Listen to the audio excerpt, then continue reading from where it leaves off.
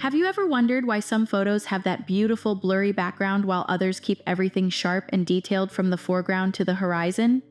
That magical element is called depth of field. Today, we'll explore how depth of field is created by aperture, lens choice, and the placement of your subject. Mastering these elements will allow you to guide your viewer's attention and create images with real visual impact. Imagine a photo of a horse standing in a wide-open field. The horse is crisp and detailed, while the grassy background fades into a smooth blur. This is a perfect example of shallow depth of field. The photographer used a wide aperture to focus attention on the horse while softening everything else in the scene. A telephoto lens likely played a role here too, compressing the background to make the blur even more pronounced. This technique is great for isolating a subject and drawing the viewer's eye to where it matters most. Depth of field, or DOF, refers to the zone of sharpness in an image. In simpler terms, it's the part of the photo that looks clear and in focus. There are two main types: shallow depth of field and deep depth of field. Shallow depth of field means only a small part of the image is sharp, while the rest is beautifully blurred. On the other hand, deep depth of field means everything in the scene, from the foreground to the background, is in focus. Knowing how to control depth of field is essential for creating striking photos, whether you're isolating a subject in a portrait or showcasing a sweeping landscape.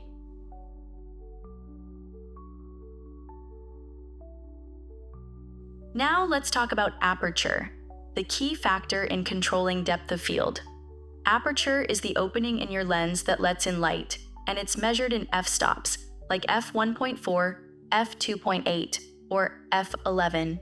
A wide aperture, or a low f number, creates a shallow depth of field. This is perfect for situations where you want to blur the background, such as portraits or close-ups.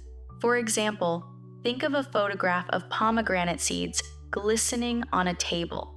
The seeds are crisp, their textures vivid, but the background is completely blurred, ensuring nothing distracts from the vibrant subject. That effect was likely achieved with a macro lens and a wide aperture, creating the perfect combination for shallow depth of field.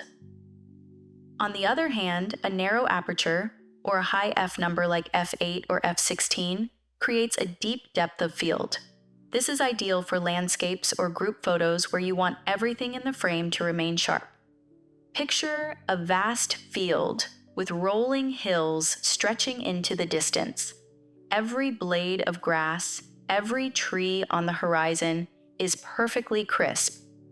This is deep depth of field in action, achieved by using a wide-angle lens and stopping down the aperture to ensure sharpness throughout the scene. Your choice of lens also plays a critical role in depth of field.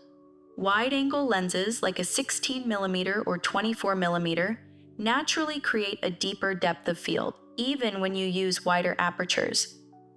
This makes them excellent for capturing large scenes with plenty of detail. Imagine standing on a rocky bridge overlooking a forest. The entire scene, from the rocks at your feet to the towering trees in the distance, is clear and sharp.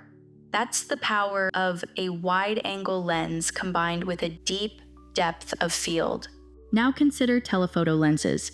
These lenses, such as an 85mm or 135mm, have the opposite effect. They compress the background and make it appear closer, which enhances the blur effect. A telephoto lens is your best friend when you want to isolate a subject, especially in portrait photography.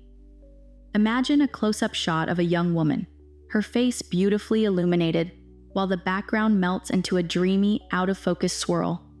Even with a moderate aperture like f4, telephoto lenses excel at creating shallow depth of field and emphasizing the subject.